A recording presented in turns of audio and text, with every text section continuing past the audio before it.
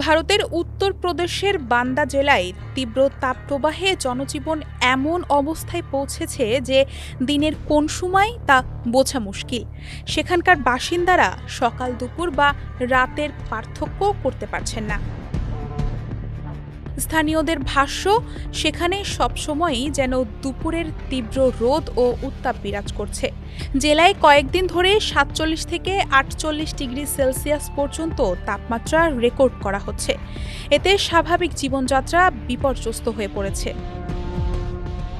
তীব্র এই গরমে সবচেয়ে বেশি প্রভাব পড়েছে শ্রমজীবী মানুষ, কৃষক, পরিবহন শ্রমিক ও ক্ষুদ্র ব্যবসায়ীদের ওপর।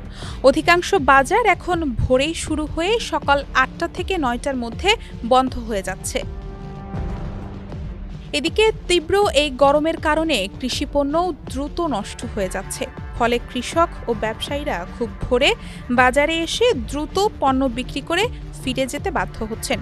এ অবস্থায় সকাল ৮টার পর থেকেই অনেক বাজারে কার্যক্রম প্রায় বন্ধ হয়ে যাচ্ছে। তাপপ্রবাহের এই প্রভাব পড়তে শুরু করেছে স্বাস্থ্য খাতেও। স্থানীয় হাসপাতাল সূত্রে জানা গেছে, হিটস্ট্রোক, ডায়রিয়া, বমি, জ্বর এবং পানিশূন্যতার রোগী প্রতিদিনই বাড়ছে।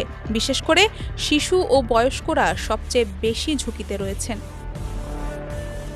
বিশেষজ্ঞরা বলছেন, এই অঞ্চলের ভৌগোলিক অবস্থান এবং পরিবেশগত পরিবর্তন তাপমাত্রা বাড়িয়ে দিচ্ছে। বান্দা জেলা কর্ণক্ষেত্র অঞ্চলের কাছাকাছি হওয়ায় এখানে গ্রীষ্মকালে সূর্যের তাপ সরাসরি ও দীর্ঘ সময় পড়ে। তীব্র এই তাপপ্রবাহে শুধু মানুষ নয়, পশু পাখি ও পরিবেশও বিপর্যস্ত। অনেক গ্রামে পানির সংকট তীব্র আকার ধারণ করেছে। একটিমাত্র কূপের ওপর নির্ভর করে কয়েকশো মানুষকে দৈনন্দিন পানি সংগ্রহ করতে হচ্ছে। তীব্র গরমে বিদ্যুৎ বিভ্রাট পরিস্থিতি আরও কঠিন করে তুলেছে। বিশেষজ্ঞরা মনে করছেন, কয়েকদিন পর বৃষ্টিপাত ও ঝড়ের কারণে তাপমাত্রা কিছুটা কমলেও এই স্বস্তি সাময়িক। স্থানীয়দের জন্য এখন টিকে থাকাই সবচেয়ে বড় চ্যালেঞ্জ হয়ে দাঁড়িয়েছে। ডেস্ক রিপোর্ট, সমকাল।